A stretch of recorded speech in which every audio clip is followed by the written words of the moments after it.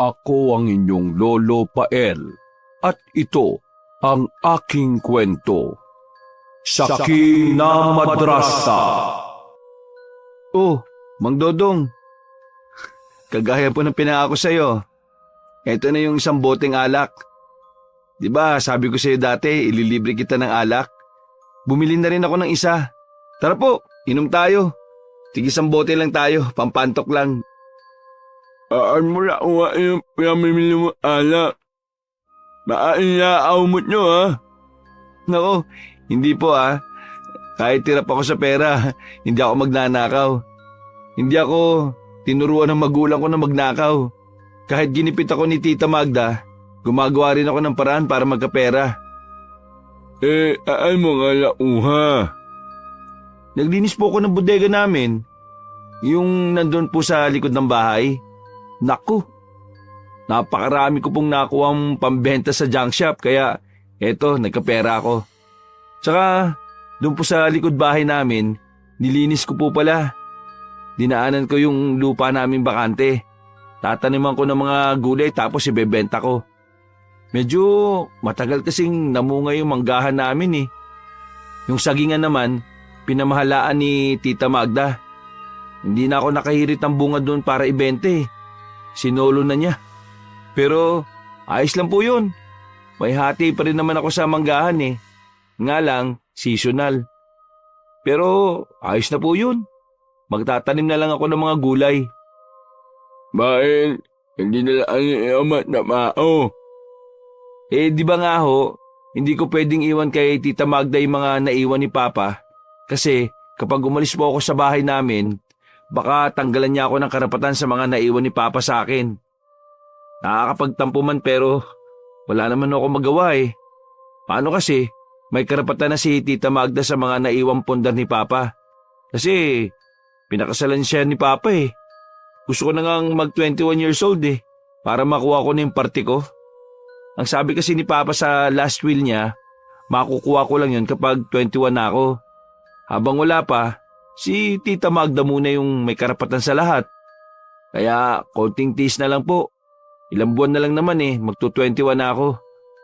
Kapag po nangyari yun, Mang Dodong, aampunin talaga kita.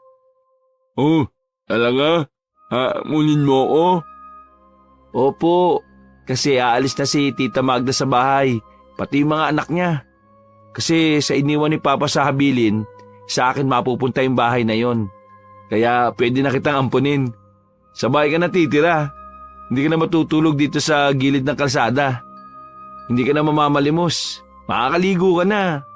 Kahit mayat maya pa, pwede ka maligo. Awaan yan. Bakit? Mamaho na mao? Nako, wala pa ako sinasabing mabaho ka ha. Pero madungis ka, totoo yun. Kapag sa bahay ka na nakatira, lilinisin ka na. Makikita na yung gwapo mong muka. Basta, tulungan mo lang po ako magdasal pa. Na sana, pag 21 na ako, kumampi na sa akin ng tadhana. Kung nabubuhay lang siguro si Papa, hindi siya papayag na apihin ako ng ganito ni Tita Magda eh. Noong bagong salta si Tita sa bahay namin, ay nako, napakabait niya. Pati yung mga anak niya, mababait din. Pero nung namatay si Papa dahil sa aksidente, ayun, lumabas na yung tunay nilang ugali. Ako na naging sampit sa sarili kong pamamahay eh. Pero bilog ang mundo, Mang Dodong. Alam kong darating ang araw, kakampi rin sa akin ang tadhana. Hindi na nila ako mapapasunod sa lahat ng gusto nila. At higit sa lahat, may karapatan na ako sa lahat ng naiwan ni Papa sa akin. O di ba, Mang Dodong? Oh, tara po, mag-cheers naman tayo. Ayla, madaya ka talaga.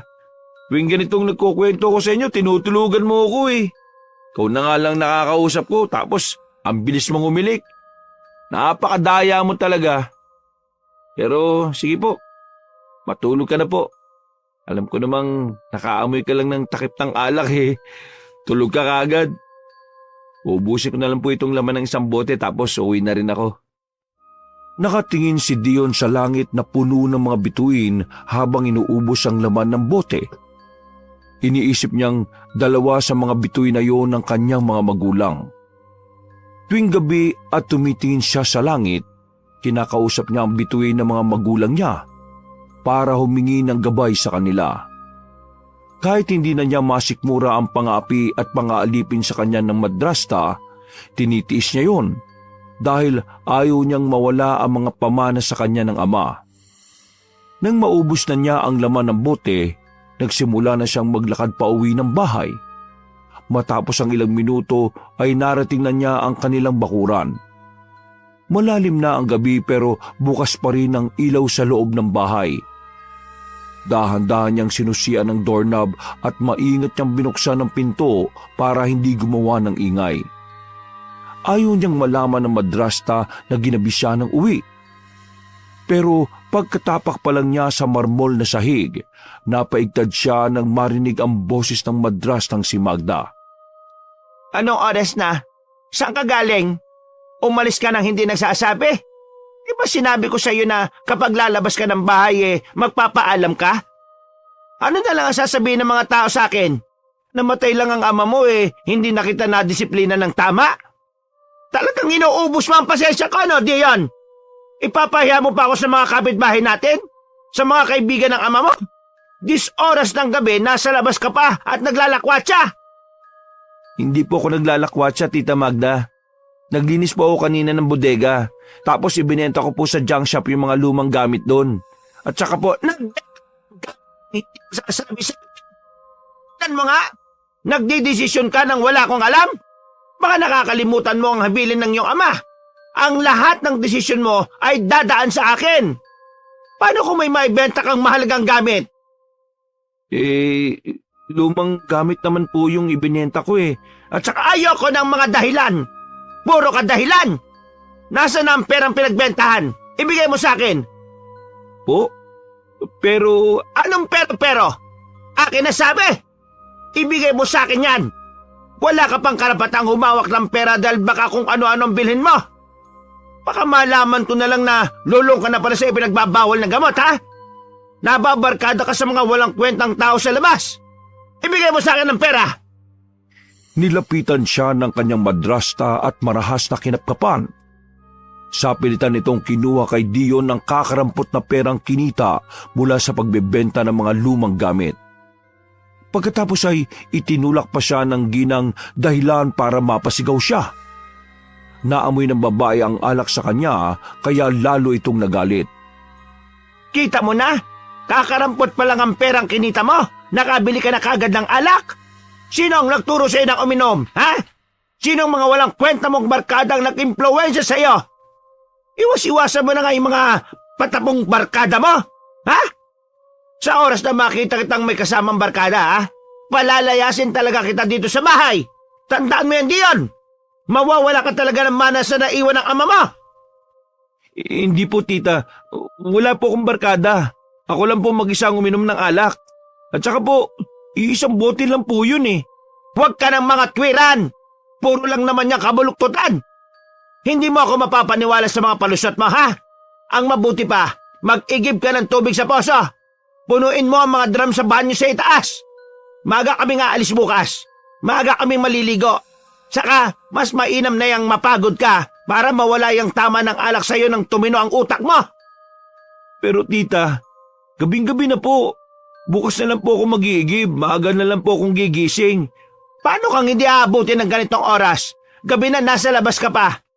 Kaya pala sumakit na yung lalamunan ko sa kakatawag sa'yo kanina. Hindi ka man lang lumalapit.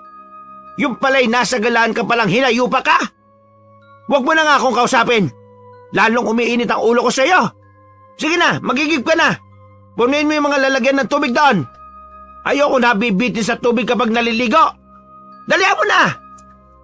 Bubuksan ko na lang po yung motor ng tubig para madali po makapuno. Aba, pag-iigibin ba kita kung pwede naman buksan ang motor? Sira ang motor ng tubig. Paano hinayaan mong umandar ng umandar? Hindi na nga yun automatic Nang puntahan ko kanina, umuusok na. Napakawalang silbi mo kasi. Kung ano-ano inuuna mo. Kung hindi ka naggala, hindi masisira ang motor. Hindi ka sana mag-iigib ngayon. Sige na, kuminos ka na bago pa ako tuluyang member na ng husto. Huwag ka matutulog nang hindi puno ang drum sa taas, ha? Pati ang banyo sa kwarto ni na Loren at Joseph, punuin mo na rin. Wala rin tubig doon. Po? Ano? Magdadalang ka na naman? Mga ngatwiran?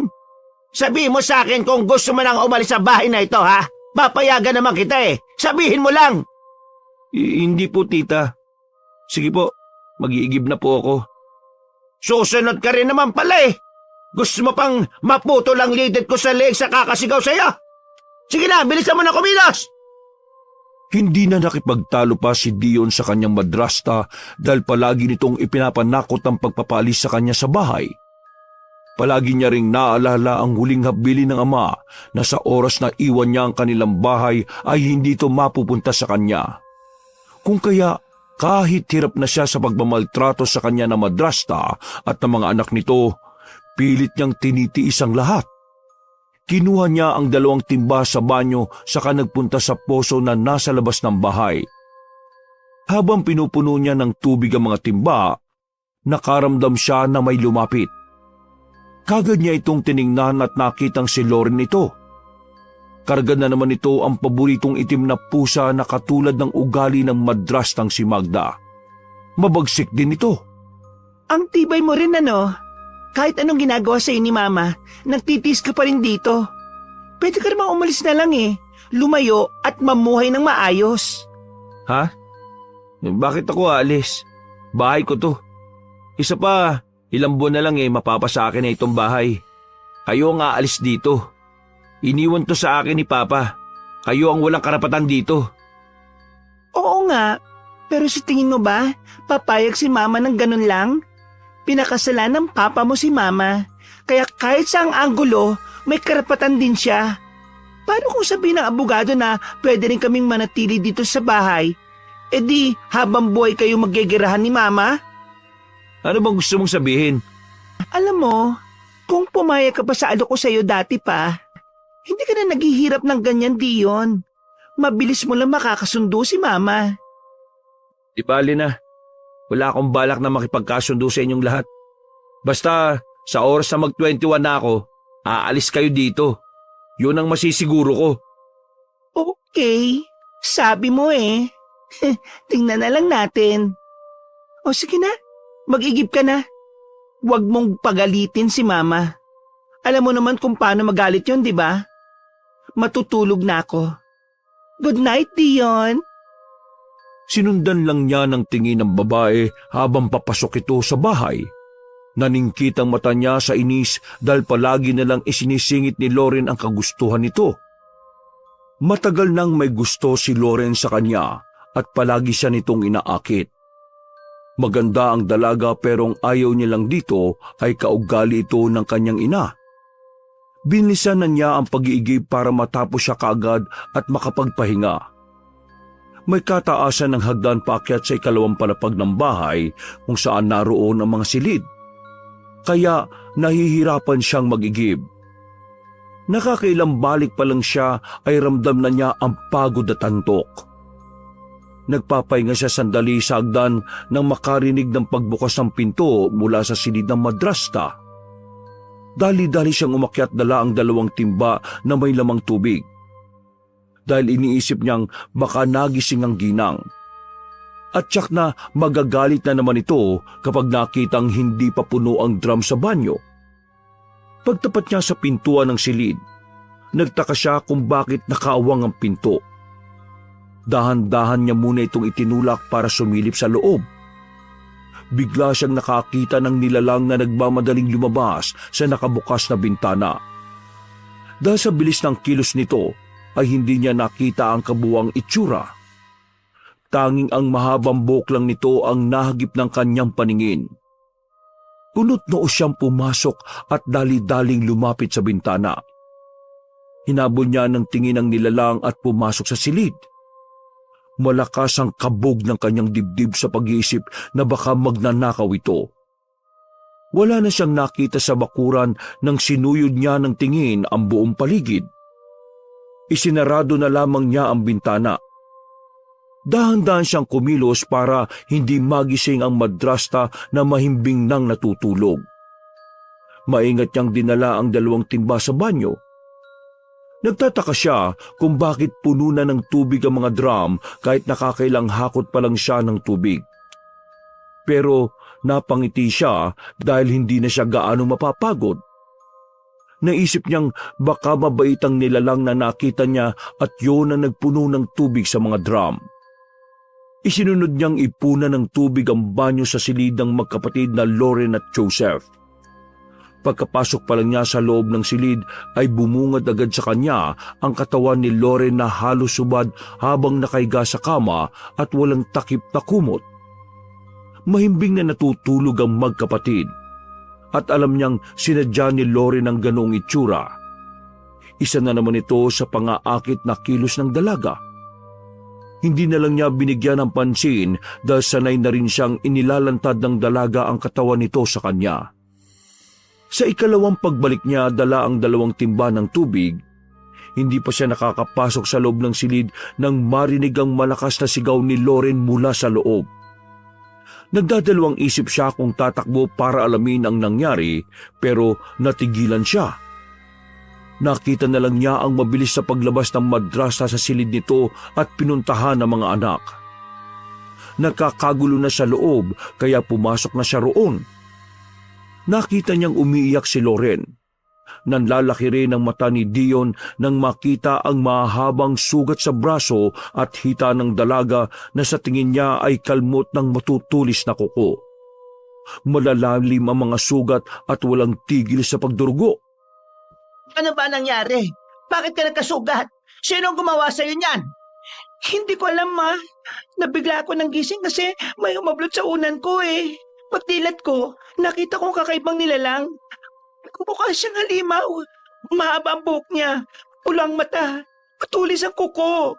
Pinagkakalmot niya ako. Ano? Ano ba sinasabi mo? Anong nilalang yon? Saan na nagpunta? Tumakbo siya sa labas ng bintana. Bigla siya dyan tumalon. Nakakatakot ang itsura niya, Ma. Mukha siyang halimaw. Bakit kasi hindi kayo nagsasara ng bintana? Hoy, ikaw, Dion. Nag-iigib ka dito, di ba? Nakita mong nakabukas ang bintana dito, bakit hindi mo isinara? Kasalanan mo ito eh. Masyado kang pabaya. Oo. Palagi naman pong bukas ang bintana nila dito eh.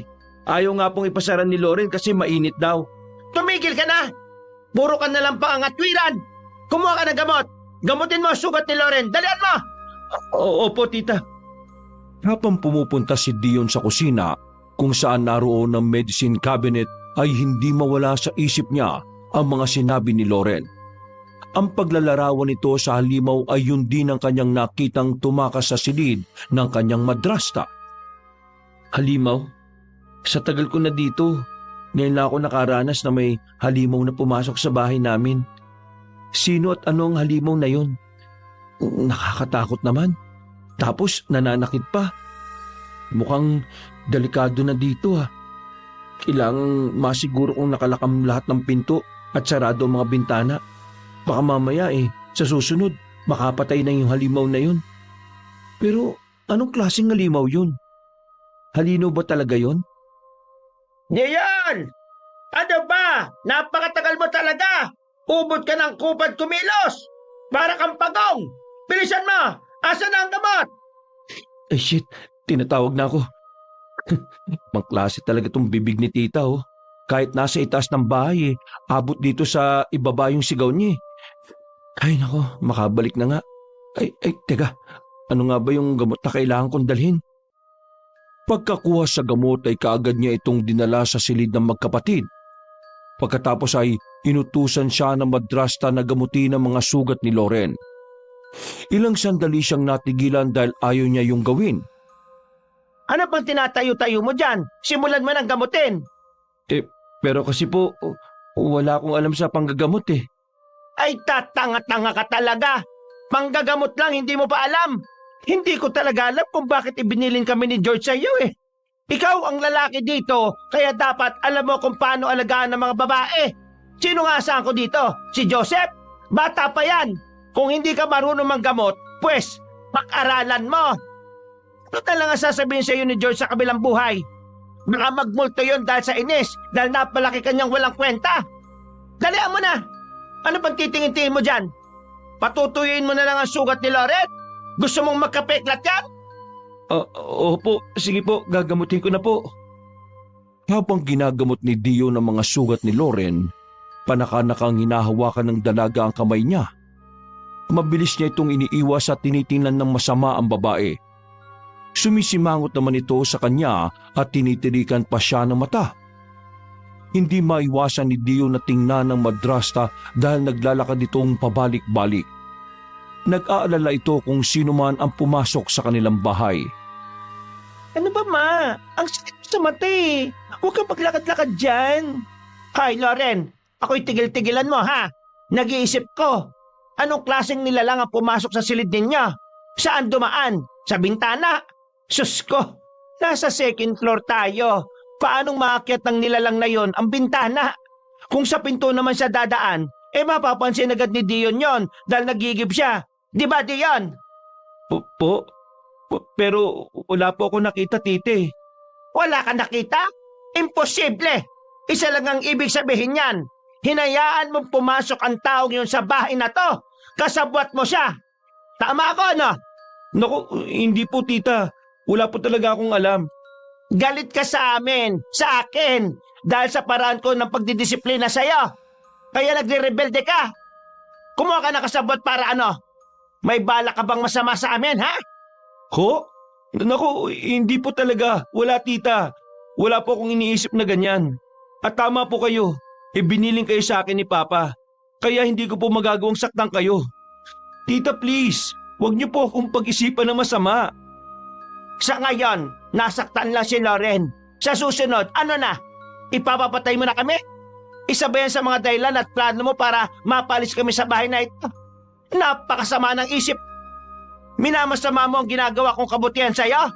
Walang-wala ka talaga sa ugali ng ama mo! Manang-mana ka sa walang kwenta mong ina! Nagpantig na ang pandinig ni Dion sa mga sinabi ng madrasta. Hindi na niya nakayanang pati ang yumao niyang ina ay idamay sa mga nangyayari. Hindi na siya nakapagpigil. Sinagot na niya ang ginang. Huwag niyo naman pong idamay ang nanay ko. Hindi niyo siya kilala. Dumating ka sa buhay namin na wala na si Mama. Kaya wala kang karapatan na insultuhin siya. Walang-wala ka sa kabutihan ng nanay ko, no? Anong sinabi mo? Sinisigaw mo na ako ngayon? Nakakasungay ka na talaga? Pwes, ngayon pa lang, puputulin ko na ang sungay mong yan. Halika dito, walang yaka. Namatay lang ang magulang mo, lumabas na ang ugali mong bastardo. Tuturuan kita ng leksyong walang yaka. Mara siyang hinablot ng madrasta at hinila papunta sa banyo. Pilit siya nitong isinusubsub sa drum na puno ng tubig. Gigil na gigil sa galit ang ginang at gusto siya nitong lunurin. Panay ang kawag niya. Nanlalaban siya pero tinulungan ni Joseph ang kanyang ina. Pinagtulungan siya ng mga ito na ilublob ang ulo sa drum. Tumigil lang ang mag-ina dahil na magkita na si Loren. Ano ba? I told you, it's a monster. Halimaw nga ang pumasok sa kwarto namin. Wala alam si Dion doon. Papatayin mo ba siya? Lulunurin mo talaga siya dyan sa drum? Stop it! Papa! Ay bakit mo pinagtatanggol ang lalaking ito? Kasi mapapatay mo siya, ma. Kung di kita aawatin. Gusto makulong? Tumigil ka nga.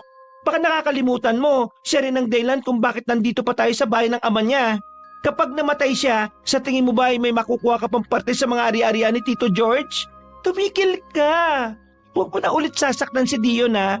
Hindi na ako papayag. Kitang-kita ni Dion ang galit sa mga mata ng kanyang madrasta. Habang palis ang ginang ay sinadya pa nitong banggain siya dahilan para mabuwal siya ng bahagya. Nasalo namang kaagad siya ni Loren at tinanong pa siya nito kung ayos lang. Pero hindi na niya pinansin ang dalaga. Naupo siya sa nakatumbang puno ng malunggay. Nagmamadali siyang umalis. Lumabas siya at tumambay sa likod bahay. Naupo siya sa nakatumbang puno ng malunggay at doon ibinuhos ang kanyang iyak. Natigilan siya nang makarinig ng ingay sa di kalayuan. May kung sinong naroon. Dinig na dinig pa niya ang ingay ng yabag na tumapak sa mga tuyong sanga. Sino nandyan? Sino ka? Trespassing ka. Lumabas ka dyan. Isa! Di ako natatakot sa'yo! Dahan-dahan siyang lumakad para lapitan ng nilalang na yon. Sa kanyang pandinig ay nagtatago ito sa likod ng isang punong mangga. Binilisan na niya ang paglalakad para makita agad kung sino ito. Pero natigilan siya nang biglang lumitaw sa pinagtataguan ng nilalang. Nanlaki ang kanyang mga mata nang makita ang kakaibang itsura nito. Abot sa pwesto nila ang liwanag ng ilaw sa likod bahay, kaya kitang-kita niya ang itsura ng babae. Mahaba ang buhok nitong tuwid at makintab sa pagkaitim. May matulis itong tenga at mga kuko. Kulay pula na parang nagbabagang uling ang mga mata. Ilang segundo rin siyang nakatulala at natauhan lang nang biglang magsapusa ang babaeng yun. At mabilis na tumakbo palayo. Kumabog ng malakas ang dibdib niya dahil sa kaba. Kahit nakaalis na ang nilalang, ay hindi na mawala sa isip niya ang matutulis nitong kuko. Siya kaya yung nanakit kay Loren? Anong klaseng nilalang siya? Saan siya galing? Halimaw ba talaga siya? Tama ba'y nakita ko? Naging pusa siya? Anong nilalang siya? Dion! Tawag ka ni Mama! Asan ka ba? Bilisan mo bago magalit si Mama. Lagot ka na naman yan. Nagmamadali naman bumalik ng bahay si Dion. Hinarap niya ang madrasta. Sandamakbak na bilin na naman ang sinabi nito sa kanya. Naggayak na ang mag-iina palis, kaya panay na naman ang bilin ng ginang sa kanya. Lumango na lang siya sa lahat ng sinabi nito. Matapos ang ilang sandali, ay umalis na ang mag-iina at naiwan siyang mag-isa. Kapag ganoon ang sitwasyon, nakakahinga siya ng maluwag dahil pakiramdam niya ay malaya siya. Magagawa niya ang lahat ng gusto niya habang wala sila. Pero bago yon, kailangan niya munang gawin ang mga bili ng madrasta. Nilinis niya ang buong bahay. Nag-igib at inayos ang motor ng tubig. Nang matapos ay sobrang pagod at antok na siya. Hindi na niya nagawang pumasok sa kanyang kwarto. Doon na siya nakatulog sa sala. Nakatulugan na rin niya ang nakabukas na TV. Nagising si Don dahil sa malakas na busina sa labas ng bahay. Napabalikwas siya ng bangon matapos maisip na kotse yon ng kanyang madrasta. Dali-dali siyang lumabas at pinagbuksan ito ng gate. Pagkababa ng ginang ay sermon na naman ang kanyang natanggap. Ang tagal mo magbukas ng... Siguro nakatulog ka na naman, ano? Kapag wala kami, talagang patulog-tulog lang ang ginagawa mo. Nagawa mo ba lahat ng inutos ka? Opo, tita. Kunin mo na yung nakalagay sa compartment. Tipasok mo sa bahay. Nakapagluto ka ba? Ha? Po, akala ko po sa labas na po kayo kakain Hindi po ako nagluto, tita. Ipoplax ka talaga. Alam mo ang mahal-mahal na mga pagkain sa restaurant. Nagtitipid na tayo ngayon, ano? Gutom kami. Dalian mo, magluto ka. Opo, tita. Tama na nga, Ma. Nakakarindi na. Tutulungan na kitang magpasok ng mga pinamili diyon. Hoy, Joseph, magdala ka ng pinamili sa loob, ha? Ano ka, senyorito? Ayan lang Hindi pa kayang ipasok ng lalaking yan. Wala naman siyang ginagawa dito sa bahay Tama lang na gawin niya ang mga utos ni Mama. Kung hindi rin naman dahil kay Mama, mamamatay siya sa gutom Remember, wala siyang ama na susuporta sa pangangailangan niya. Kaya pagtrabaho siya kapalit ng mga kinakain niya dito. Lakas-lakas niyang kumain tapos hindi kaya magbuhat ng gingrocery. Ay, naku naman. Sumama na naman ang tapos ng dila niya. Hayaan mo na. Kaya ko na to. Pagkapasok sa loob ng bahay, bunganga pa rin ng madrasa niya ang kanyang narinig. Nagagalit ito dahil iniwan niyang nakabukas ang TV. Pinalampas na lang niya ang sermon ng ginang dahil sanay na rin siya sa mga pagbubunganga nito. Pagkatapos niyang ipasok ang mga pinamili, ay inayos naman niya ito sa cabinet kung saan inilalagay ang mga groceries. Pagkatapos ay nagsimula na siyang magluto. Habang nagluluto siya, narinig niya ang pagsigaw ni Loren mula sa silid nito. Kasunod noon ang malalakas na pagtawag sa kanya ng madrasta. Dali-dali siyang tumakbo para puntahan sila. Tumambad sa kanya ang alagang pusa ni Loren. Pagkapasok sa kwarto ng magkapatid, patay na ang pusa. Nakapulagta sa sahig ang katawan nito. Halos maubos na ang balahibo sa katawan na parabang nakipaglaban sa mabangis na hayop.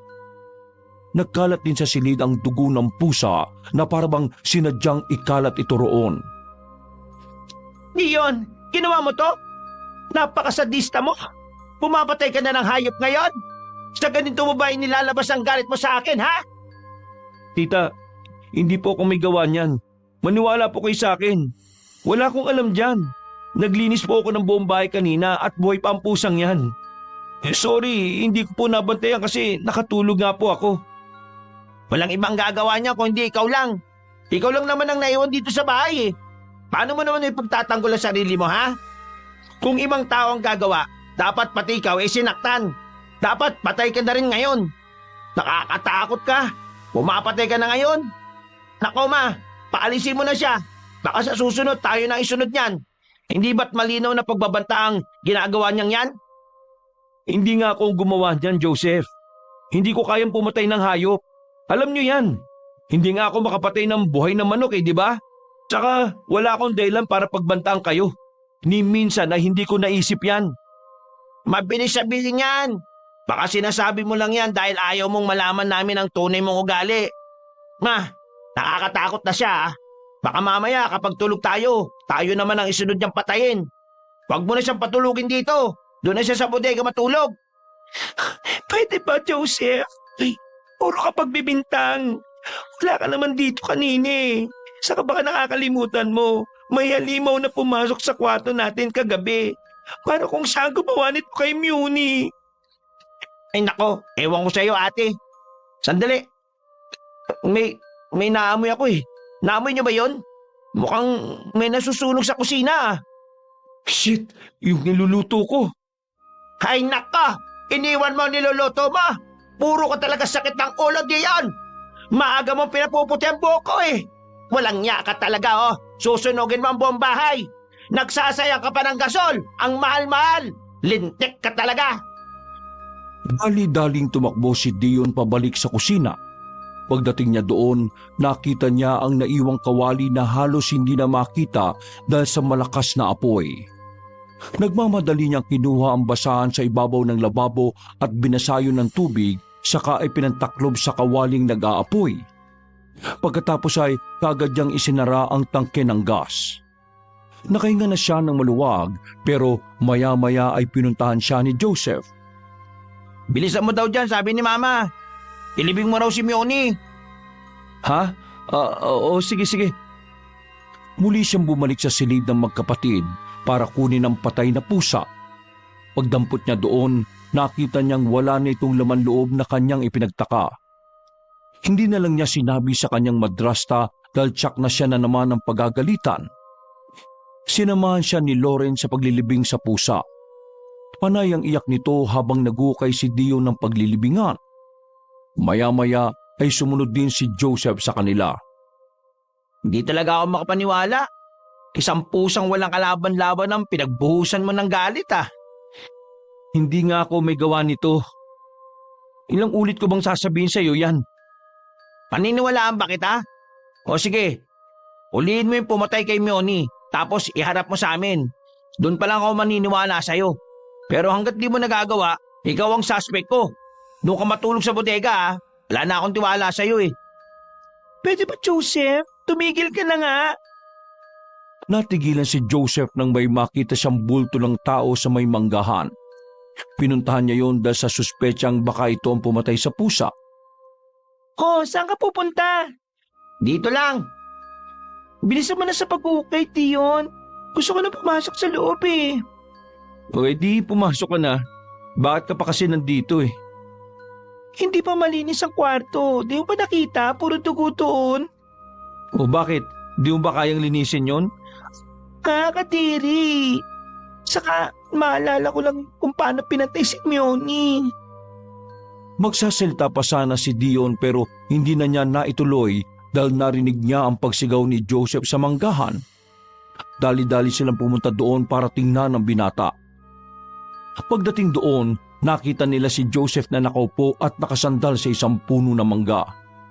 Iniinda nito ang malaking sugat sa kanyang katawan. Mahaba at malalim na hiwa yon na mula sa balikat hanggang sa tiyan. 4 na magkakatabing sugat ang natamo niya. Nangyari sa'yo? Sino kumuha niyan? Alimaw, te. Pumunta ako dito kasi may nakita kong tao na nagtatago sa puno eh. Pagdating ko, bigla akong sinalakay. Alimaw siya. Mahaba ang kuko. Mapula ang mga mata. Yung kita kong halimaw? Halika na, pabalik na tayo sa bahay. Hindi na tayo ligtas dito. Bakit nagkaroon ng halimaw dito? Tinulungan ni Loren ang kapatid na makatayo, saka inalalayan sa paglalakad hanggang sa makapasok sa bahay. Naiwan naman si Dion dahil tinapos pa ang paglilibing sa pusa. Pagkatapos ay nilinis niya ang kwarto ng magkapatid, saka palang itinuloy ang pagluluto. Nakapaghain na siya at tinawag na rin niya ang mag-iina para kumain pero walang gana ang magkapatid.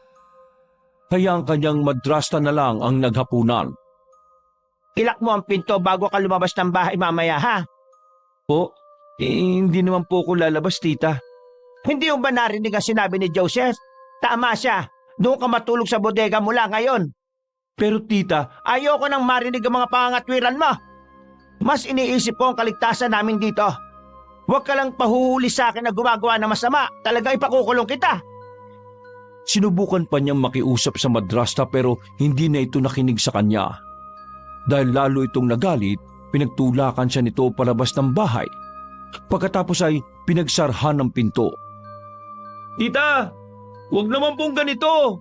Parang awa niyo na po. Masyado maraming gamit sa bodega eh. Wala naman ako matutulugan doon. Saka malamok po. Tita, please. Wag naman po ngayon. Hindi naman po ako nakapaganda eh. Kahit bukas na lang po, tita. Kahit anong pagmamakaawa niya, wala nang nagbukas ng pinto para sa kanya. Wala siyang nagawa kundi ang pumunta na lang sa bodega at nag-ayos ng mahihigaan. Ilang oras ang nakalipas, hindi pa rin siya makatulog kaya nagpasya siyang puntahan ng matandang pulubi para makipagkwentuhan. Ay nako, bakit po kaya ganun sila? Sama-sama po nila, Mang Dodong. Pinagbibintangan po nila ako sa pagpatay sa pusang yun. Tapos sa bodega na ako matutulog ngayon. Habang papalapit ang birthday, lalo nila akong pinahihirapan eh. Kinukuha na nila yung lahat sa akin eh. Wag ka susuko. Hindi naman yan sila mananalo sa'yo eh. Kaya wag ka susuko. Huwag ka mapayag na ikaw ang mamalayat at maay mo. O titiis na lang. Mapapalis na rin sila. Basta, laban lang. Laban na tayo. Opo, Mang Dodong. Lalaban pa po tayo. Hindi tayo susuko. Pero alam niyo po, may halimaw sa bahay eh. Sa tingin ko, ang halimaw na yun yung pumatay sa pusa. Kaya natatakot din akong matulog sa bodega eh. Paano naman kung ako naman ang patay ng halimaw na yun? Nakakatakot po. Nakita ko talaga yung halimaw na yun eh. Halimaw po talaga. Nakakatakot siya pero magandang babae po eh. Mapula nga lang yung mga mata. Alimaw? Tunay ba? May alimaw ang inyo? Oo nga po. Hindi ko alam kung anong klaseng halimaw yon. Paano po kaya yun lalabanan? Eh mukha pong malakas yun eh.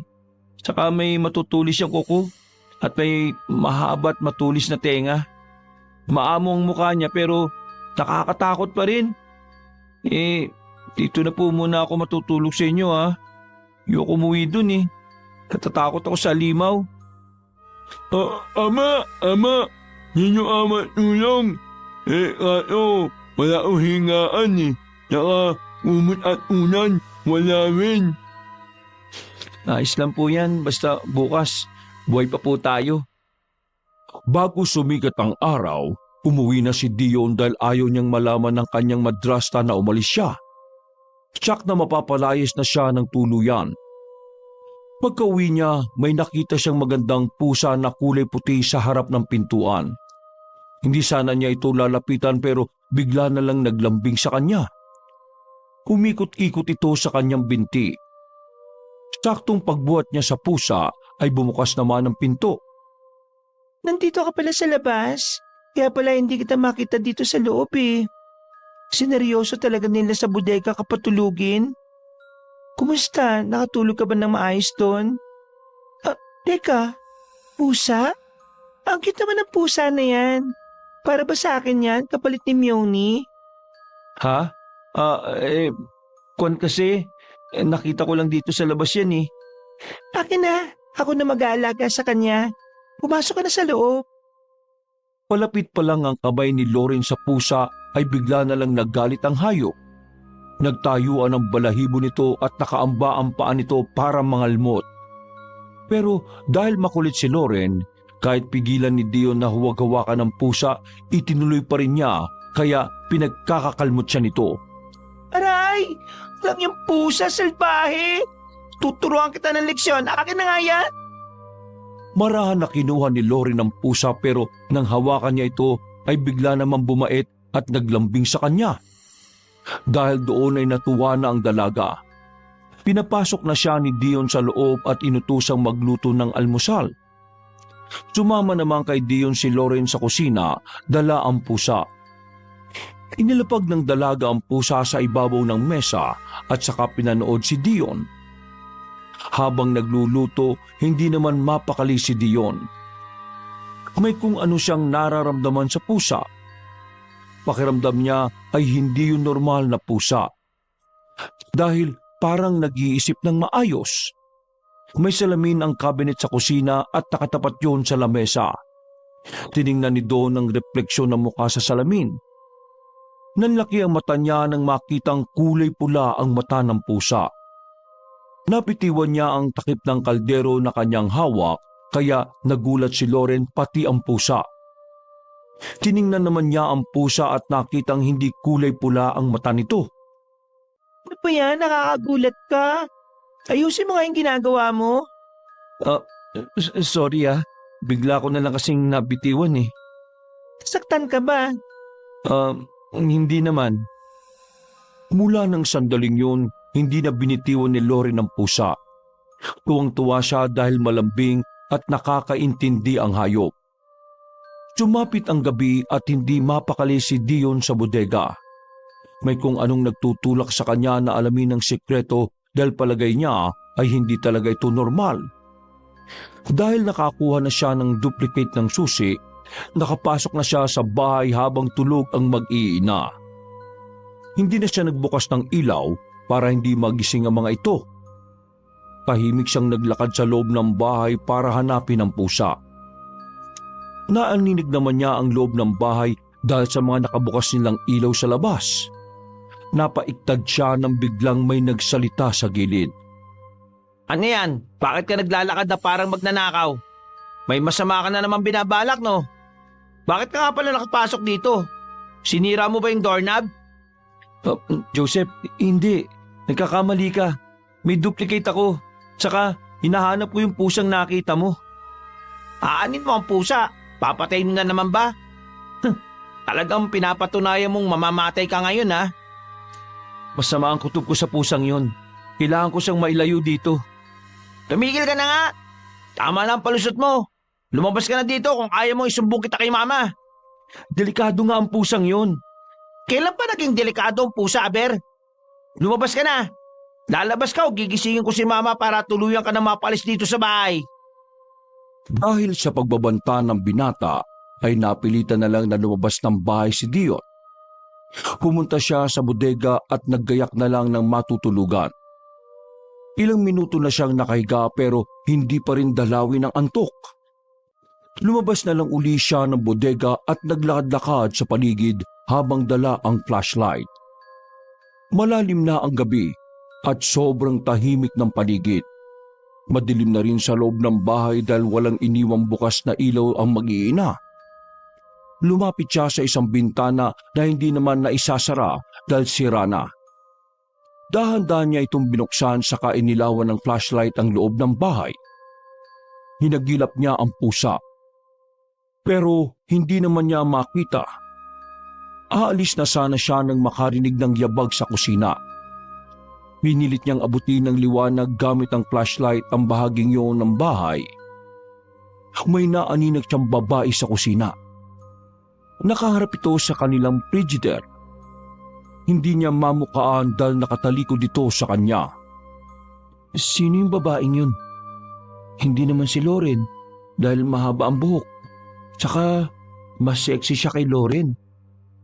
Teka, paano siyang nakapasok sa loob? Sandali nga, makapasok nga. Baka siya yung pumapatay. Kailangan ko magmadali. Baka may gawin na naman siyang masama. Dali-dali siyang pumunta sa may pintuan. Sinusian niya ang seradura pero hindi naman niya mabuksan ang pinto. Nakakawit sa loob ang chain lock nito. Napamura na siya dahil hindi niya malaman ang gagawin. Hindi na rin siya makakapasok sa pintuan ng kusina dahil hindi ito nabubuksan mula sa labas. Muli siyang bumalik sa sirang bintana kung saan niya nasilip ang babae. Hinagilap niya uli ito at nakitang wala na sa kusina ang babae. Nakarinig siya ng mga yabag ng paa na papunta sa hagdan. Dali-dali siyang tumingin doon. Naaninag niya ang babae na umaakyat na sa hagdan. Tinutukan niya ito ng liwanag ng flashlight tsaka sinigawan para makuha ang atensyon nito. Kuminto sa paglakad ang babae. Nagsimula ng kumabog ang kanyang dibdib. Titig na titig siya habang hinihintay ang susunod na gagawin ng babaeng yon. Bumaba ang tingin niya sa kamay ng babae. Nakita niya ang mahaba at matulis nitong kuko. Bahagya siyang napatras at nagsimula ng makaramdam ng takot. Maya-maya ay nanlaki pa ang mata niya nang dahan-dahang pumipihit ang babae para lingunin siya. Nang makaharap na ito sa kanya, nabitiwan na niya ang flashlight dahil sa nakita. Nagliliyab sa pula ang mga mata ng babae. Matalim ito kung tumingin. Nakalabas din ng mga pangil nito na tila ba sinadyahan ng babaeng ipakita sa kanya. Hindi rin nakaligtas sa paningin niya ang dibdib ng damit nitong basa ng pulang likido. Anong bumasa sa damit niya? Dugo ba yun? Teka, sa kusina siya galing ah. Sino ang pinatay niya doon? May kinain siya? Saan galing? Sa ref ba? Pa siya? Muli siyang napatingin sa babae nang magsimula na uli itong lumakad paakyat sa hagdan. Nakatulala lang siya habang pinagmamasdan ng paglakad ng babaeng yon.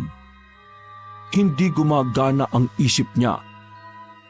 Wala siyang maisip na gawin. Hanggang sa makita na lang niyang pumasok sa silid nila Loren at Joseph ang babaeng halimaw. Doon pa lang siya natauhan nang marinig ang malalakas na hiyawan ng magkapatid dahil sa takot. Panay ang sigaw nila ng saklolo. Dali-dali siyang bumalik sa pintuan at pilit itong binubuksan. Dinadambanan niya yon para masira ang lock sa loob. Lalo siyang nataranta dahil palakas ng palakas ang mga sigaw sa loob ng bahay. Nagising na rin ang kanyang madrasta at pinunta nito ang mga anak. Nagkakalabugan na sa loob ng silid at hindi na niya alam kung ano ang nangyayari. Maya-maya ay narinig na niya ang pagtawag sa kanya ng madrasta. Diyan! Nasok ka! Tulungan mo kami dito! Dalihan mo, Diyan! Tita! Hindi naman po ako makapasok! Buksan niyo po itong pinto! Papasukin niyo po ako, tita! Diyan, bilisan mo! Walang yaka talaga! Kapag kailangan ka, ang kubad-kubad mo! Tulungan mo kami dito! May halimaw dito, Diyan! Narinig na lang niya ang malakas na pagbukas-sara ng pinto ng silid. Kasunod nito ang mga yabag na nag-uunahan pababa ng hagdan. Ilang beses pa niyang dinamba ang pinto at halos mapilay na ang balikat niya.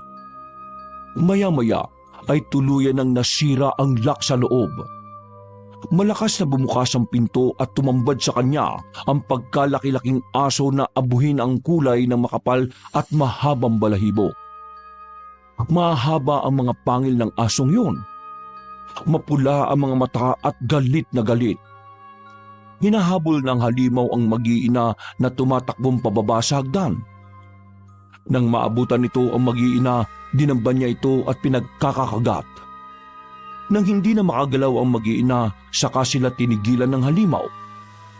Mabilis na tumakbo ang malaking aso palabas ng bahay. Napatulala si Dio nang lagpasan lang siya ng aso. Sinundan pa niya ito ng tingin hanggang sa maglaho na sa damuhan. Naibaling niya ang atensyon sa mag-iina nang humingi na ng tulong ang mga ito. Dito, Loren, Joseph, ayos lang po ba kayo? Walang iya ka talaga. Paano mo nagawang panoorin lang kami habang inaatake ng halimaw na iyon? Saan ba yung galing? Bakit mo inayaang makapasok sa loob ng bahay? Nasa labas ka na nga para magbantay pero pabaya ka pa rin.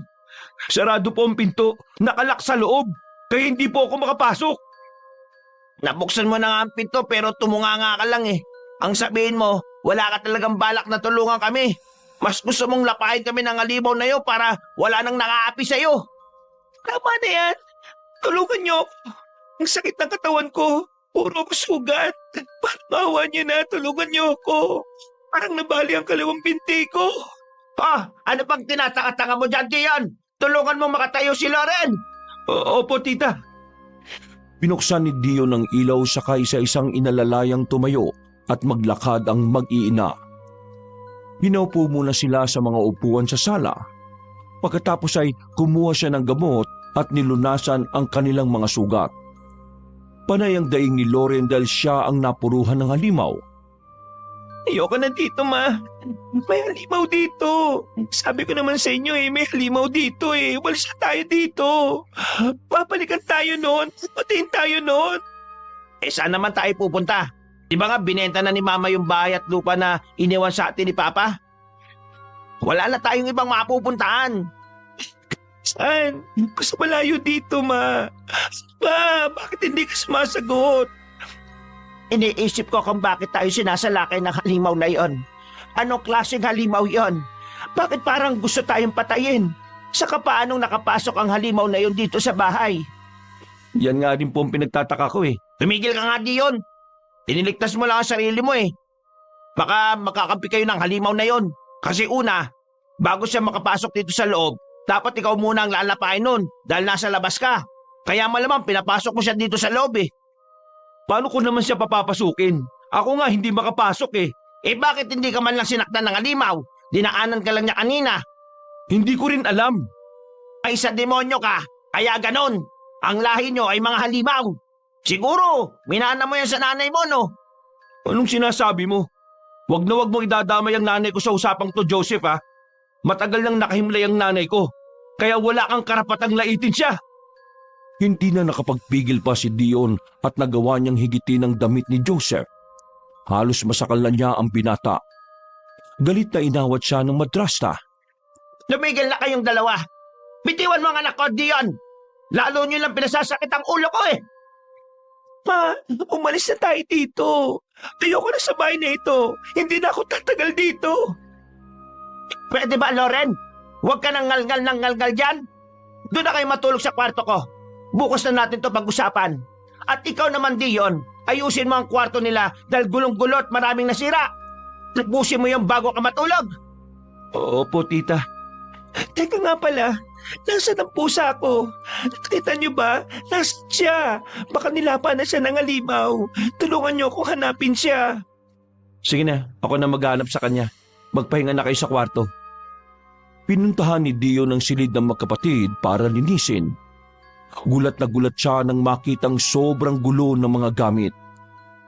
Parang binagyo ang loob ng kwarto. Bago magsimula sa paglilinis ay lumapit muna siya sa bintana para buksan ito. Nakita niya sa labas na may magandang babaeng nakatayo sa bakuran at nakatingin ito sa kanya. Dahil sa kuryosidad, tinitigan niya ang babae. Ngumiti pa ito bago tuluyang umalis. Kahabulin pa sana niya ito pero hindi na niya ginawa dahil hindi na rin niya ito maaabutan. Puno ng katanungan ng kanyang isipan. tungkol sa mga nangyayari at nadagdagan pa ng tungkol sa babaeng nakita. Pagkalinis ng silid ay hindi na rin siya nakatulog. Pumunta siya sa kusina para magluto na ng almusal pero laking pagtataka nang makitang walang laman ng frigider. Naalala niya ang babaeng nakita sa kusina. Doon niya naisip na magkahawig ang babaeng yun sa babaeng nakita niya sa labas ng bahay. Ang pinagkaiba lang ng dalawa ay maganda at maamo ang babaeng nasa labas, habang nakakatakot naman at mukhang halimaw ang babaeng nanloob sa kanilang bahay. Nagbukas na lang siya ng ilang dilata at yun ang niluto. Habang nagluluto ay narinig niya ang pagngiyaw ng pusa. Doon pa lang niya naalala na kailangan nga pala niya itong hanapin. Kumalibid ang pusa sa kanyang binti na parang naglalambing ito. May kung ano sa mata ng pusa at nahahatak siyang tumitig dito. Napabigla siya nang marinig si Loren na nagsalita. Lumapit ito at kinarga ang pusa. Nakita mo na pala ang pusa ko. Mabuti naman. Akala ko talaga inilapa na rin siya ng halimaw na yun eh. Salamat ha. Oh, bakit ang aga mong gumising? Hindi ako makatulog talaga eh. Natatakot ako. Baka bumalik yung halimaw na yon. Sabihin mo nga sa akin, ano ang lihim ng bahay niyo? Lihim? Oo, dito ka lumaki eh. Dapat alam mong may halimaw dito. Bakit parang hindi mo alam? Dito nga ako lumaki, pero walang halimaw dito. Tawag mo dun sa nanggugulong halimaw. Hindi ko rin alam. Ngayon ko lang ito na-experience eh. Hindi ko talaga alam kung bakit nagkaroon ng halimaw ang bahay namin eh. Sabay silang napalingon nang dumating si Joseph at sumabat sa kanilang usapan. As if naman nasasabihin ni Dio ng lihim ng malaking bahay nilang to. Siyempre ate, sikreto nila yun. Baka nga trap nila yan eh. Para ang titira sa bahay na ito ay ipapain niya. Ipapakain niya sa alimaw. Tumigil ka nga, Joseph. Kung ano-anong pinagsasabi mo eh. Kung trap yun, sana noon pa tayo nilapa. Eh paano kung ngayon palang gagawin? Busog pa yung halimaw na yun noon. Ay nako, ewan ko sa'yo. Walang halimaw dito. At hindi ko alam kung bakit nagkaroon na lang bigla. Kung natatakot kayo, edi umalis na lang kayo. See? Lumabas rin ang totoong plano niya. Kasabwat niya yung halimaw para mapalayas tayo sa bahay na ito. Kasi ang nakalagay sa last will ng tatay niya, kapag iniwan niya ang bahay, mapupunta yun kay mama. O di ba? Ayaw rin ni mama na iwan ang bahay kasi may karapatan na siya dito dahil pinakasalan siya ni Tito. So ngayon, gusto niya tayong palayasin. Sana man ako kukuha ng halimaw na kakasabwatin. Kung ano-ano na lang ang sinasabi mo, Joseph eh. Hindi ko talaga iiwan ang bahay na to kasi iniwan ito sa akin ng mga magulang ko. Pero ayos lang din naman sa akin na nandito kayo kasi masyado namang malaki ang bahay kung mag-isa lang ako dito. Kalokohan! Tama na nga yung bait-baitan mo. Lalabas din ang totoo. Magkasabwat kayo ng halimaw na yun, di yun. Kasi kung hindi, sana umalis ka na lang dito para iligtas ang sarili mo. Eh kaso, gusto mong kami ang mapalayas eh. At ginagamit mong halimaw para kusa kaming umalis. Ako, gusto ko na talaga ditong umalis. Ayoko na dito. Natatakot na ako dito eh. Aantay ko pa bang mamatay ako? Pipilitin ko si mama na umalis na tayo dito. Nang magising na si Magda, kinulit siya ni Loren tungkol sa kagustuhan nitong umalis na sila ng bahay. Pero hindi pumayag ang ginang. Sa halip, naghanap ito ng taong titingin sa bahay para itaboy ang masamang elemento. Pero ayon sa taong yon, wala siyang nararamdamang masamang enerhiya sa bahay na yon. Binigyan na lang sila ng mga pangontra. Sinabihan sila na lagyan ng asin ng palibot ng bahay, pati sa pintuan at mga bintana. Sinabihan din sila na dapat ay palaging merong holy water na nakalagay sa altar. Ang lahat ng iniutos ng expert na mga entities ay ipinagawa naman ni Magda kay Dion. Ilang oras din ang ginugol niya bago matapos ang paglalagay ng mga pangontra. Pagkatapos nagpaalam siya sa madrasta para lumabas lang sandali. Pinuntahan niya ang kaibigang pulubi na si Mang Dodong. Mang Dodong, nakwento niyo po sa akin dati, may mga alam kayo sa halimaw, di ba? Halimaw? Ayun yun. Madami ako nakwento sa'yo ah. Yung halimaw po na nanggagambala sa bahay namin. Nakakatakot po yung tsura eh. Parang tugma po sa kwento niyong aswang. Tapos, eto pa po. May nagpapakita sa akin na magandang babae. Pero bigla ring umaalis. Aswang? Nako! Nakatakot nga yan. Pero, hindi na niya aswang ay masama. Yung iba, naiimik na sa sitwasyon. Yung iba, nagiging angapag-anggol. Kaya hindi na at ang aswang dapat panayin. Pero yung halimaw po sa amin, Mang Dodong, pumapatay po eh. Iniisip ko, baka siya yung pumatay sa pusa ni Loren. Tapos ngayon, sila naman ang inaatake. Pero, nagtataka na nga rin po ako eh. Bakit hindi ako inaatake ng halimaw? Nung tumakas siya, nilagpasan niya lang ako. Kaya tuloy, pinagdududahan nila ako na kasabot ng halimaw na yun eh. Nagpalagay pa sa akin si Tita Magda ng mga pangontra sa halimaw sa buong bahay. Angotra? Anong angot na nilaay mo? Asin po. Nilagyan ko ng asin ang palibot ng bahay. Tapos, humingi ako ng maraming holy water sa simbahan. Sana talaga hindi na bumalik yung halimaw. Hindi na yung mamalik. Maaot na yun. Matatakot? Isa na nga po. Dahil lumalalim na ang gabi, nagpaalam na siya sa matandang lalaki. Pagka-uwi naman niya sa bahay, pinagsasasampal siya ng madrasta. Galit na galit ito dahil gabi nang umuwi at hindi pa nagluto ng hapunan. Sinisisi siya nito dahil hindi masarap ang kanilang kinain dahil si Joseph ang nagluto. Dahil doon ay sinabihan siyang huwag kumain. At doon matulog sa sala para abangan at itaboy ang halimaw kung sakali mang dumating ito. Hating gabi na at mahimbing na ang pagtulog ni Dion nang bigla niyang marinig ang malakas na sigaw ng madrasta. Napabalikwas siya at dali-daling tumakbo paakyat sa hagdan. Di na siya kumatok sa pinto. Pumasok na lang siya bigla at nakita ang halimaw na aso na nakapaibabaw sa kanyang madrasta. At pilit na sinasakmal ang leeg nito. Ano pang tinitingin mo dyan? Tulungan mo ako dito! Papatayin ako ng halimaw na ito! Nakatunga ka pa rin dyan! Ano po ang gagawin ko, tita?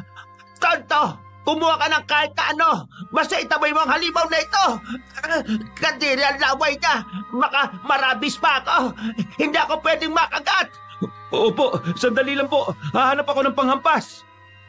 Iginala ni Dion ng kanyang paningin sa kabuuan ng silid para maghanap ng pwedeng ihampas sa halimaw. Nakita niya ang banga na nasa gilid ng pintuan. Dinampot niya yon at walang pagdadalawang isip na ibinato sa malaking aso. Pero nakailag ang hayop. Tumalong nitong pababa mula sa kama saka umalulong. Galit na galit naman ang madrasa ni Dion dahil nabasag ang mamahaling banga na regalo pa sa kanya ng isang kaibigan. Dali-dali siyang tumayo at pinagsasabunutan si Dion. Lalong nagalit ang aso. Muli nitong dinamba ang ginang dahilan para dumaus-us ito at napasandal sa dingding. Nagsipuntahan naman ang magkapatid dahil narinig ang ingay sa kwarto ng ina. Naabutan nila ang sitwasyon. Sigaw ng sigaw si Loren dahil nakitang inaatake ng halimaw ang kanyang ina.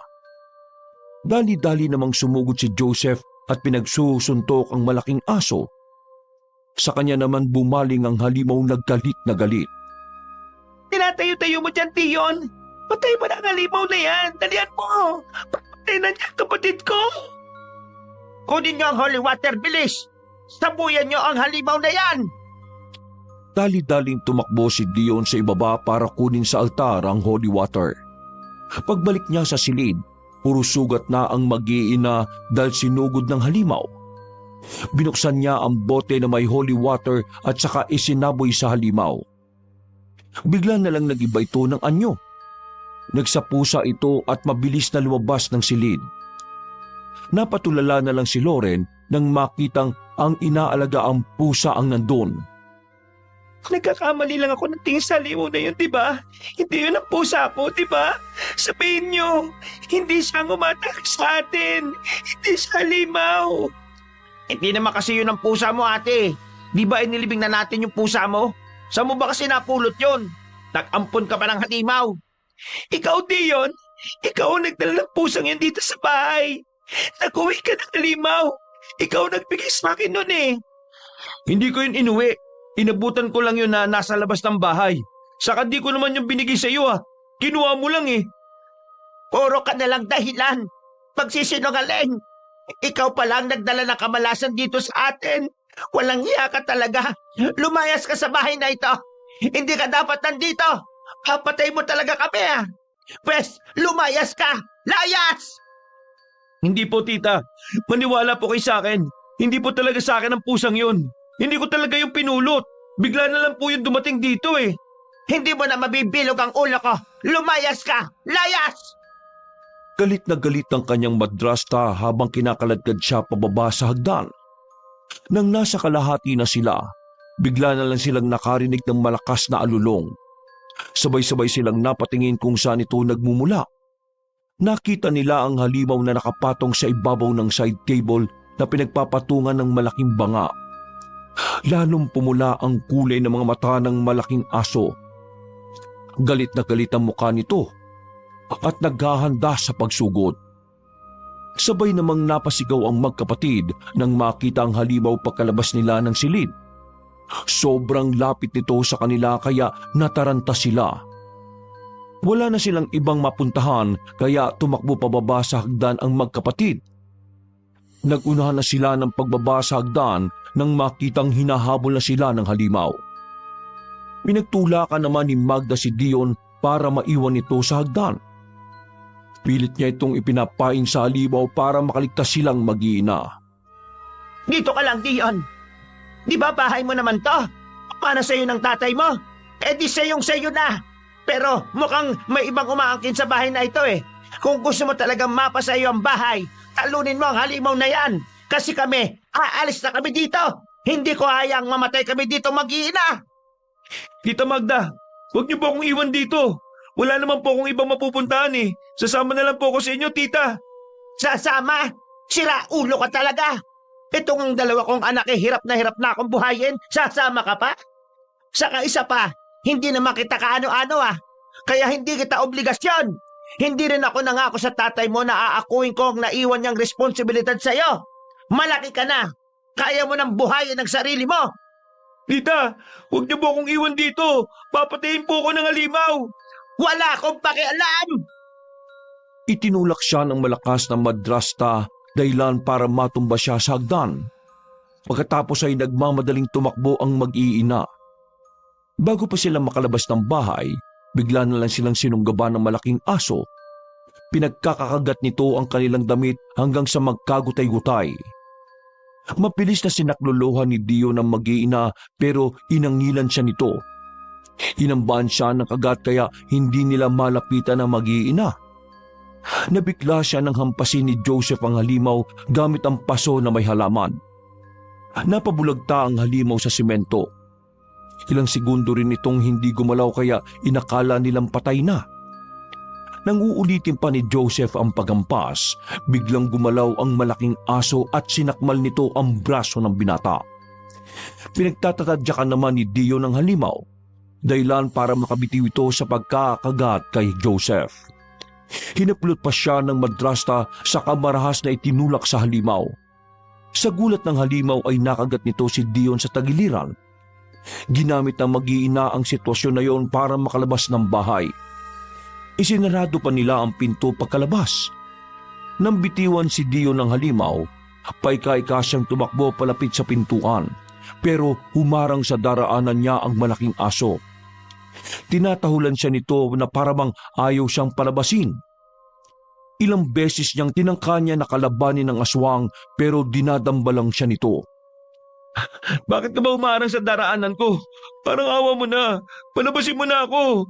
Iiwan na ako ni na Tita Magda eh. Ayaw ko maiwan dito. Sayong-sayo na itong bahay. Hindi ako masarap. Kaya wag mo akong pagplanuang kainin. Maniwala ka, hindi talaga ako masarap. Pataanin mo na ako, sige na. Palis na ang kotse nila eh. May iwan na ako. Hindi kita papatayin, promise. Pabayaan mo na ako. Lalong nagalit ang halimaw sa kanya at inambaan siya ng kagat. Halos magwala naman si Dio nang marinig na tuluyan ng nakalisang mag-iina. Nanginginig ang katawan niya dahil sa takot habang kaharap ang halimaw. Nawawala na siya ng pag-asa. Alam niyang lalapain na siya ng aswang na yon. Pero napamulagad siya nang maya-maya ay unti-unting nagpalit ng anyo ang halimaw na aso. Naging babae itong ubod ng ganda. Ha? Ikaw? Ikaw yung babaeng nakita ko sa labas ng bahay nung gabing yun tao ka? Anong klaseng halimaw? Tao ka. Anong kailangan mo sa akin? Itong bahay ba? Sige, sa'yo na lang. Ayos lang kahit nasa kalsada na lang ako tumira kasama ni Mang Dodong. Huwag mo lang akong lapain o kaya gawing alipin. Pagod na pagod na ako sa buhay ko eh. Ang gusto ko lang naman makalaya tapos aampunin ko si Mang Dodong. Sabi ko pa sa kanya, ititira ko siya dito sa bahay kapag napasa akin na ito eh. Pero hindi na yun mangyayari kasi ibibigay ko na sa iyo itong bahay na to. Hindi sumagot ang babae. Nanatili lang itong nakatingin sa kanya. Maya-maya ay bumaba ang tingin ng babae sa sugat niya sa tagiliran. Nababasa na ng dugo ang suot niyang t-shirt. Hahawakan sana ng babae ang sugat na iyon pero umatras sa takot si Dion. Maya-maya ay narinig niyang bumukas ang pinto. Sabay silang napatingin doon. Nanlaki ang mata ni Dio nang makitang si Mang Dodong ang pumasok sa kanyang bahay. Mang Dodong, hindi ka po dapat pumasok dito. Umalis ka na po. May halimaw dito sa bahay. Baka lapain ka po niya. Halimaw? Ayan. Ayan siya po. Isa po siyang halimaw. Halimaw no?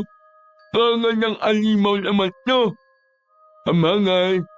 Apakahal aman alangan ang ganyan ni niya.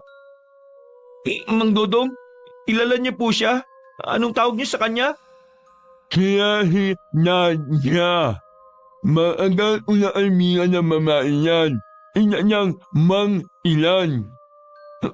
Bang Ilan? Bang Ilan po? Ano po yun? Hindi Mang Ilan. Oo nga po, sabi niyo po Bang Ilan. Isa siyang Bang Ilan. Ay, naku naman. Limal na nga. Basta, ina niyang Mang Ilan. Uwi ng aswang. Uwi po ng aswang? Ano pong uwi ng aswang? Ay, naku naman Ang akit mo amat na ulo, ang utap. Hindi ka maainin niya. Kaunami mo nga lang. Ako si Nadia. Isa akong bangkilan. Ang mga bangkilan ay isa sa mga uri ng aswang. Tama ka. Matagal na nga kaming makakilala ni Mang Dodong. Kagaya niyong dalawa. Magkaibigan din kayo, di ba? Habang nakikinig si Dion sa sinasabi ng dalaga, bigla na lang siyang hinimatay dahil sa takot. Hindi niya nakayanan na isang halimaw ang magandang babae at kinakausap pa siya nito. Ilang oras din ang lumipas bago magising si Dion. Wala na siyang suot na t-shirt at nagamot na rin ang kanyang mga sugat. Nakahiga siya sa sofa. Bumangon siya at nilibot ng tingin ang paligid. Nakita niya si Mang Dodong at Nadia na masayang nagkukwentuhan sa kusina. Dahan-dahan siyang lumapit para hindi makahalata ang dalawa. Pinakinggan niya ang pinag-uusapan nila. Pinagtatawanan nila kung paanong umalis sa mag-iina ng takot na takot. Paggewang-gewang daw ang takbo ng sasakyan ng mga ito habang tumatakas. Doon lang din niya nalaman na magkasabwat ang dalawa sa pagpapalaya sa mag-iina. Plano niyo to? Plinano niyong lahat ito para lumaya sila? Oy, gihing anak mo na. Umot na ang ugat mo. Wala ho akong ugat na nasaktan. Ang tanong ko po ang sagutin niyo. Plinano niyo po ito? Bakit? Maayaan natin yun. Di ko na maayana na maiyan na minamatnano ka ng mamaing yun eh. Pati ng mga anak niya mga walang kwenta. naiitira lang naman sila dito na mahal mo eh. Tapos, ikaw ba ay inaawang katulong? Ay nako, kasi di na niya naiinit na rin. Kaya di na siya maantiis. Inako na niya ila para umalis dito. Di ba, yun din naman na gusto mo, umalis na ila. Ayan, wala na ila. Dapat to ba akong matuwa sa nangyari? Paano kung balikan nila ako? Pinagbibintangan na nga nila akong kasabot ng halimaw eh. Ngayon, kapag nalaman nila, masasabi nilang totoo na nga yun. Hindi na yun ila babalik. Paano niyo naman po nasabing hindi na sila babalik? Pag pumalik ila, humanda na lang ila anak niya. Lalapain na ila na tuluyan. Mang Dodong, huwag pong ganon. Masama po yun. Pero ang mahal nga, ulo mo na inyong mahal. Tayo na ito. Wala na mga aungot. Ano, maaya ka na ma? Di ko po alam kung masaya ako. Inaalala ko pa rin po sila eh. Inaalala? Eh ikaw nga, di nila inaalala. Amin ni Nanya, ipinapain ka mo daw para makandakat nila eh. Tapos ikaw, aalalahanin mo ila. Ay, naku naman talaga. Babalaan mo ila. Malaga, ulo mo na itong bahay. Ayun na ito. Paano? Ako'y aalit niya. Uuwi na ako. Ako rin po, Mang Dodong. Uuwi na rin po ako. Tapos ko na rin pong gamutin si Dion eh. Pasensya ka na nga pala sa nagawa ko dahil sa akin nasugatan ka. Ha? Naku, kasalanan ko rin naman yun eh. Saan ka pala nakatira? Doon lang sa dulo ng baryo natin. O sige na, mag-ingat ka dito ha. Paalis na si Mang Dodong nang higitin ni Dio ng braso nito. Napatingin sa kanya ang matanda na takang-taka. Oh, maaamiin ang manain? Saan po kayo uuwi? Noon, siya kaiton ko. Ano ba? Nakalimutan niyo na po ba yung pangako ko sa inyo? Kapag umalis na sila Tita Magda, dito na po kayo titira. Saka talagang iiwan niyo ako dito ng mag-isa? Huwag na po kayong umalis. Mula ngayon, dito na po kayo titira sa bahay ko. Hindi na po kayo matutulog sa kariton. Hindi na po kayo titira sa gilid ng kalsada. Hindi na rin po kayo mamamalimos. Utang ko po sa inyo ang kalayaan ko mula sa mag-iinang yun. Kaya maraming salamat po talaga. Sigurado ka ba? Dito na ako iira. Opo, dito na po kayo titira. Bahay niyo na rin po ito mula ngayon. Hindi na napigilan ng matandang lalaki ang pag-iyak. Panay ang pigil niya pero panay naman ang tulo ng kanyang luha. Pinunasan niya na ito gamit ang laylayan ng suot na damit. Tuwang-tuwa siya kay Dion kaya sobrang pasasalamat niya rito. Ilang araw na ang lumipas. Laging pinag-uusapan ng dalawa si Nadia. Panay ang tanong ni Dion tungkol sa babae kaya nakakalata na si Mang Dodong. Dahil doon, pinuntahan nila ang bahay na tinitirhan ng dalaga. Mula kasi nung umalis ito ay hindi na bumalik pa. Personal na nagpasalamat si Dion kay Nadia dahil sa pagtulong niya sa mga plano ni Mang Dodong na ikinabuti naman niya. Nagpasalamat din siya sa babae dahil hindi nito tinuluyang nilapa ang mag-iina. Nalaman ni Dion ang tunay na kalagayan ng dalaga nang pasyalan nila ito sa kanyang bahay. Mag-isa na lang ito sa buhay. Ayon sa babae, pinatay ng mga tao ang kanyang mga magulang nang malaman na aswang sila. Itinakas lang siya ng kanyang lola at nagpakalayo-layo sila. Pero dahil sa katandaan, namatay rin ang matandang nagpalaki sa kanya. Kaya mula noon, namuhay ng mag-isa ang dalaga. Nakilala naman niya si Mang Dodong dahil minsan siyang iniligtas nito nang muntikan ng masagasaan ng sasakyan. Tinanaw ni Nadia na malaking utang na loob ang pagliligtas sa kanya na matanda. Kaya lagi niya rin itong binabantayan at inililigtas. Kaya hindi nito natanggihan ang paghingi ng tulong ni Mang Dodong para isakatuparan ang planong pagpapalayas sa mag-iina sa bahay ni Dion. Mula noon, lumalim ang pagkakaibigan nilang tatlo hanggang sa Nagkapalagayan na ng loob sina Dion at Nadia. Wakas!